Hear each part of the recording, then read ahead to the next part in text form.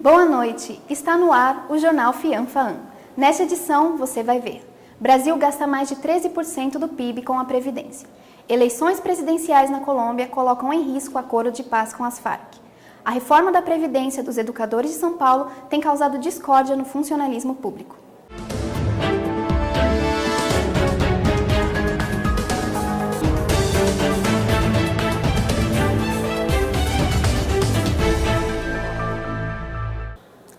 Diariamente, brasileiros são afetados pelas chamadas fake news, notícias falsas que se propagam viralmente pela internet e redes sociais. Elas afetam políticos e cidadãos comuns. A reportagem é de Lucas Souza. A tecnologia facilitou o acesso de muitas informações no mundo e trouxe muitos pontos positivos. Mas o que está dando o que falar é a quantidade de notícias falsas postadas na internet, as chamadas fake news. Marcelo Salgado, professor de jornalismo digital, falou a respeito dessa manifestação no mundo virtual. Fake news, na verdade, é um fenômeno muito mais antigo do que se pensa, né? Ele apenas ressurgiu agora neste contexto do Brexit e da eleição do Trump também. Então, na verdade, o fenômeno das notícias falsas é muito mais antigo, já acontece há séculos a rigor. Desde que existe imprensa, na verdade, existem notícias falsas também.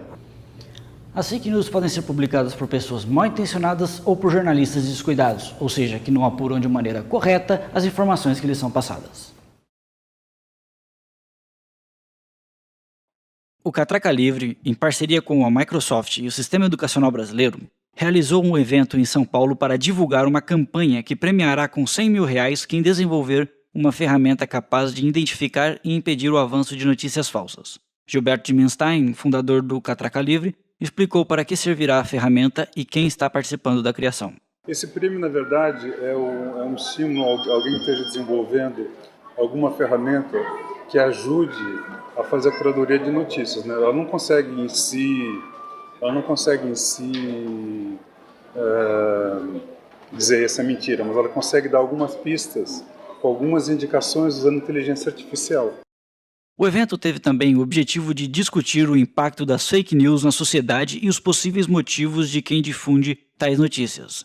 A polarização política é um dos assuntos com mais publicações de notícias falsas atualmente. O filósofo e professor Mário Sérgio Cortella nos deu entrevista exclusiva falando sobre este tema que foi tratado no evento. Muitas vezes ela não pode exacerbar, não pode ir além da conta, mas ela pode ganhar esse ar, especialmente num país que ficou muito tempo abafado com a questão política. Então a gente precisa cuidado para que essa paixão não se transforme em transtorno. Aí é bom. Muitos políticos são afetados com a polarização política e acabam sendo personagens de notícias falsas. André Maestre, vereador no município de Embu das Artes, na Grande São Paulo, foi vítima de fake news e falou sobre o ocorrido, o quanto isso afetou na vida e carreira dele. Um específico projeto de lei que estava em pauta e discussão na cidade, lançaram essa notícia como se, inclusive eu, o vereador André, tivesse votado a favorável, que é a criação da taxa de lixo na cidade. O projeto não havia chegado até a Câmara para discussão, surgiu essa iniciativa do prefeito municipal em criar através de decreto, a partir daí deduziram que os vereadores já tivessem votado. Foi aí que surgiu a notícia, como os vereadores sendo traidores do povo, e nessa notícia estava a minha foto, dizendo que eu havia votado também favorável à criação dessa taxa. Os brasileiros não têm só sofrido com as notícias falsas pela internet. Recentemente, muitas pessoas foram vítimas das fraudes das chamadas criptomoedas. Os operadores oferecem dinheiro de forma rápida e fácil. Alguns brasileiros investiram todo o seu dinheiro nisso e acabaram sem nada. Criptomoeda é uma espécie de moeda virtual que permite transações financeiras. A primeira delas foi criada em 2009 e é chamada de Bitcoin. Cláudio, morador da cidade de Taboão da Serra, é um dos muito prejudicados por essas empresas. Ele nos contou sobre a experiência. Foi através de um amigo lá da empresa, né? Ele já tinha bastante tempo, 4, 5 meses aproximadamente, e me indicou. Eu achei interessante, um dinheiro muito fácil, um juro muito atrativo, uma moeda boa onde que alguém aplicava para a gente, né? E eu tirei 7 mil das minhas economias, estava lá na poupança, rendendo 0,5%. Eu achei interessante isso aí, 31%, né? Essa mulher que não quer ser identificada também foi prejudicada pela STM. Ela investiu todo o FGTS que tinha em bitcoins pela empresa, levou o golpe e hoje vende trufas para pagar as contas. Grande parte da minha família tinha investido nesse local, né? E aí, como eu já estava doente, não estava muito bem de saúde, eu estava com fadiga mental, eu aproveitei e saí da empresa, falei, eu vou me cuidar, né? E coloquei toda a minha rescisão lá, meus 10 anos trabalhado. E eu nunca mais vi.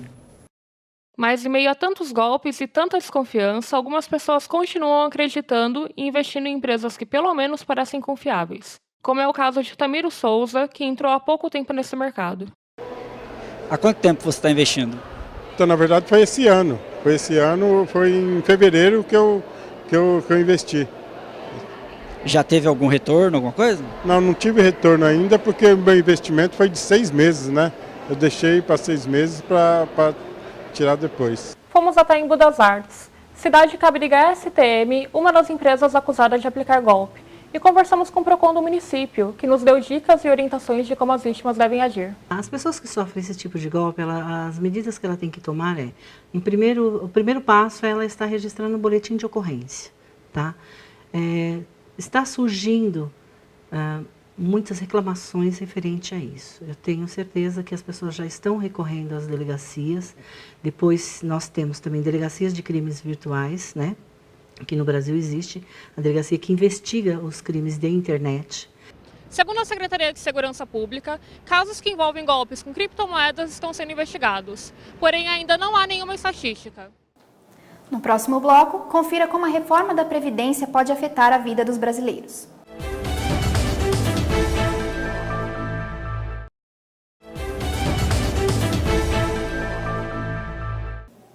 Um dos projetos mais discutidos do governo Temer é a reforma da Previdência. Segundo o IBGE, o Brasil gasta mais de 13% do seu PIB com a Previdência, percentual superior a de diversos países da Europa. Mas o que será que os brasileiros acham dessa reforma? Confira na reportagem de Leandro Martins. A Previdência Social conta com uma série de regras que fundamentam o direito ao benefício da aposentadoria. O governo acredita que uma reforma possibilitará uma diminuição do déficit do INSS. Além de inúmeras dúvidas, a reforma da Previdência causa bastante espanto, pois pouco se conhece sobre as mudanças que afetarão a população brasileira. Você sabe o que é a reforma da Previdência? Não, desconheço. Mas você tem alguma opinião formada sobre isso? Não tenho nenhuma opinião formada, mas acredito que poderia ser mais divulgado em redes sociais, aonde o povo está. Eu acho que essa reforma deveria ser tanto para o cidadão, tanto para o pessoal lá do plenário. De cima tinha que ser igual para todo mundo, igualitário. A reforma da Previdência pode sim contribuir para que hoje a gente possa agrupar todos e não a gente pagar pouco e não receber. Eu sou contra porque dificulta muito a data para a gente se aposentar, mudou muita coisa e eu sou contra. Segundo especialista, todos os trabalhadores serão impactados, seja a longo ou a curto prazo. Isso faz com que as pessoas que estão prestes a se aposentar sejam incluídos numa fórmula matemática que vá postergar essa aposentadoria, como também as pessoas que estão agora começando no mercado de trabalho precise contribuir mais e ter uma idade maior para poder conseguir obter os direitos para se aposentar.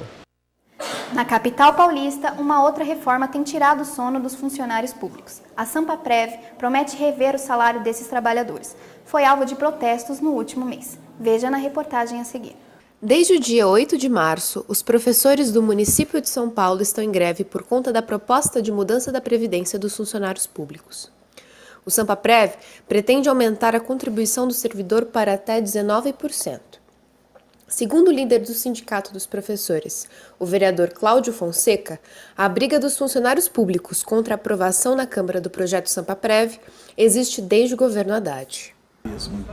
Na Prefeitura do município de São Paulo, os gastos da Prefeitura com o salário dos servidores ativos, os aposentados e os pensionistas comprometem 38,5% das receitas correntes de tudo que a Prefeitura arrecada.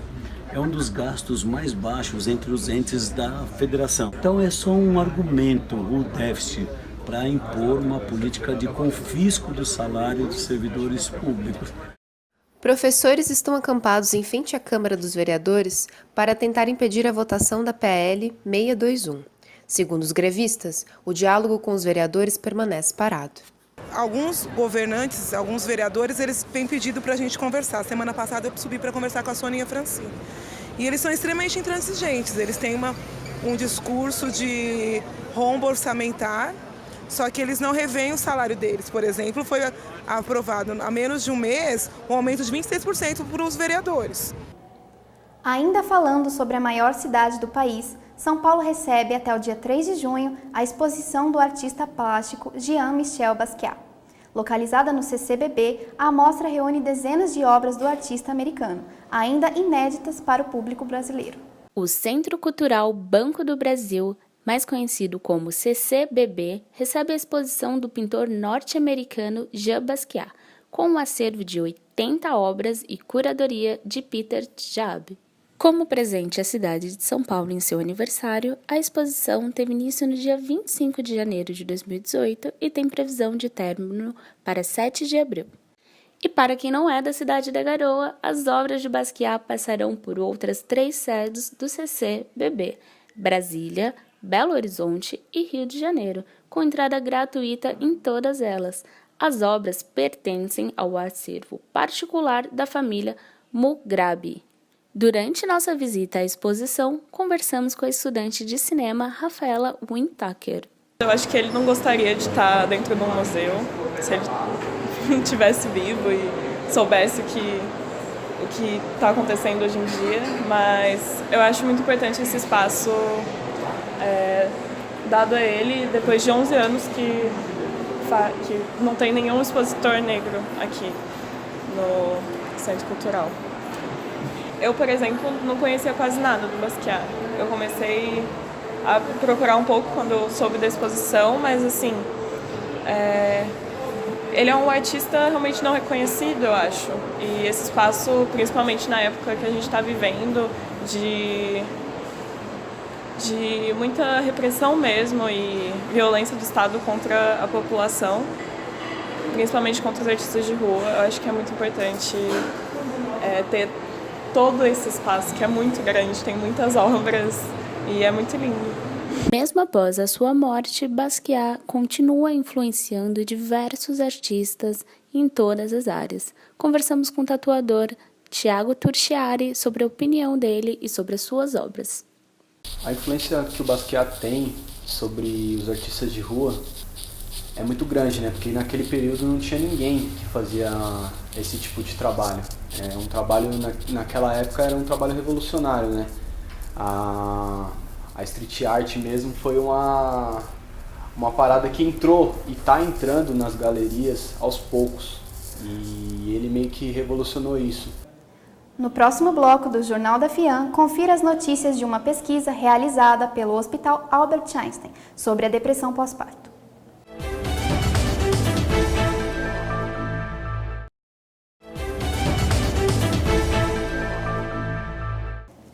Uma pesquisa realizada pelo Hospital Albert Einstein constatou que a depressão pós-parto afeta mais de 2 milhões de mulheres no Brasil. Durante e após a gravidez, a mulher pode desenvolver sintomas como culpa, choro frequente e irritabilidade. A reportagem você confere a seguir. A chegada de um bebê é motivo de alegria em todas as famílias. O momento de felicidade, entretanto, pode se tornar uma grande pressão para a nova mãe. Cobranças sociais e financeiras, muitas vezes, levam as mulheres a desenvolver uma depressão que surge logo após o nascimento da criança. A chamada depressão pós-parto é mais comum do que parece. 1 em cada 4 mulheres brasileiras tem a doença. Sendo 1 em cada 4 mulheres brasileiras, a depressão pós-parto ainda é considerada um tema tabu e muitas vezes permanece invisível. O momento de alegria torna-se uma tristeza profunda nas mulheres diagnosticadas durante a gestação ou após o parto. É um momento muito difícil e, assim como os bebês, as mães também precisam de cuidados especiais. E no caso da depressão pós-parto, tem uma coisa da mãe ter dificuldade de estar com o filho. Conciliar as tarefas diárias e emprego fixo é uma das grandes preocupações das mães de primeira viagem. O sentimento de insegurança que toma conta das mulheres as faz pensar que não serão capazes de lidar com múltiplas tarefas que a nova rotina exigirá. Eu achava que eu não ia dar conta, não ia conseguir cuidar dos dois e não ia ser uma boa mãe. A psicóloga Daniela de Oliveira explica que a alta incidência da doença está diretamente ligada com a ausência de acompanhamento médico preventivo. Poucas pessoas fazem um trabalho terapêutico preventivo. Então são poucas as pessoas que procuram um terapeuta e um psicólogo para se desenvolver enquanto ser humano. A maioria vai quando está na beira do abismo. Uma pesquisa realizada pela Fundação Fiocruz constatou que 26,3% das mulheres diagnosticadas com a depressão pós-parto fazem parte dos chamados países subdesenvolvidos. No meu caso, não foi determinado pela condição financeira. Eu acredito que foram as condições sociais que me levaram a ter depressão. Porque eu morava sozinha, eu tinha que cuidar da minha filha sozinha. Então, tudo isso trouxe uma carga muito grande para mim. E a gente está muito pouco ligado nesta parte emocional, né? Então essa parte vai ficando cada vez mais excluída da nossa vida, das nossas conversas, do nosso dia a dia. Agora eles já estão com 6 e 5 anos e é a minha vida, a minha razão de viver. Na edição internacional trouxemos notícias da América do Sul. Na Colômbia, o clima é de tensão. Nas eleições presidenciais desse ano, o país coloca em jogo o acordo de paz com as Farc, grupo de guerrilha que almeja o poder no país. As eleições para a presidência da República na Colômbia acontecem no dia 27 de maio. Ao todo, são 8 candidatos nessa disputa, mas apenas 3 deles se destacaram nas eleições legislativas e nas pré-candidaturas. O primeiro candidato é o Iván Duque, pelo partido da União Democrática.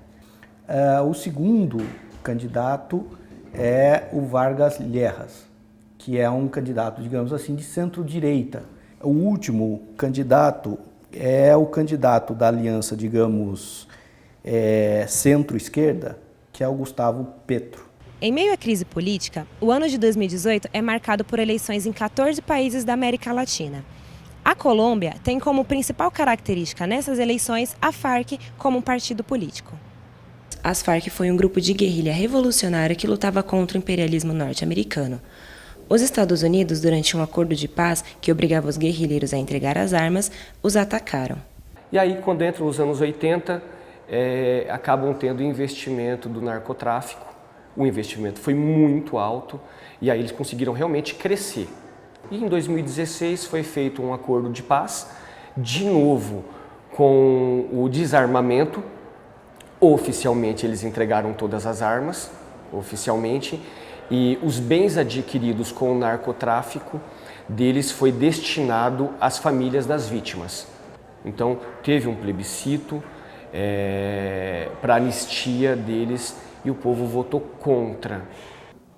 Agora vamos falar sobre a nova febre dos brasileiros, o álbum de figurinhas da Copa. O nosso repórter Gustavo Carneiro está ao vivo com colecionadores fanáticos para mostrar um pouquinho dessa paixão. Quem não gosta de guardar uma recordação de algo que gosta muito? Pode ser um ingresso de um show, uma foto com os amigos ou até, por que não, um álbum de figurinhas de um dos maiores eventos esportivos do mundo. Lançado há poucas semanas, o álbum de figurinha da Copa do Mundo de 2018 já é um grande sucesso. E ainda mais no país do futebol isso não seria diferente. Os colecionadores que sobem o número a cada 4 anos têm feito o Brasil se tornar o principal país na venda dessas figurinhas. E para quem está achando que isso é hobby de criança, saiba que tem muito adulto envolvido nisso também. Esse é o caso de Gustavo e Diego, colecionadores experientes que organizam encontros de pessoas para a troca de figurinhas semanalmente em todo o país. Nesse encontro, promovido por eles no vão do MASP, podemos conversar com ambos sobre esse hobby. Olha, meu primeiro álbum foi em 1998, tá na época da escola. Os amigos trocando desde pequenininho, com 8 anos. Tá, meu avô também era colecionador. Então foi com 8 anos que eu comecei. Tá uma geração que está passando de pai para filho, passou para o meu tio, passou do meu pai e agora eu continuo esse hobby. O meu avô faleceu, então nós continuamos os artigos de coleção. Presentes no país desde a Copa de 1950, as tais figurinhas agregam cada vez mais colecionadores, fazendo com que a fábrica da Panini em Tamboré, na Grande São Paulo, imprima mais de 40 milhões de figurinhas diariamente. Mesmo com a polêmica sobre os preços cobrados nessa edição, completar o álbum ainda é uma mania que passa de geração para geração. Em média, eu já gastei aproximadamente, acho que um pouco mais de R$4.000. Cara, eu já gastei, juntando todas as copas, uns R$1.500, assim, contando uns R$300 por álbum. Cara, pra mim é uma satisfação colecionar, pra mim é um hobby, é um passatempo bem bacana e eu gosto bastante. trocar também é um negócio que dá uma vibe legal aqui com a galera, ajudar o pessoal a completar também. E para quem quer saber onde serão os encontros, aqui vão as informações. E a gente mantém todos os lugares fixos, sábados e domingos, no MASP às 14 horas, no Pacaembu às 9 da manhã, e alguns shoppings de São Paulo também têm encontros fixos às 2 da tarde na praça de alimentação. O Jornal da FIAM termina por aqui. Boa noite para você e uma ótima semana.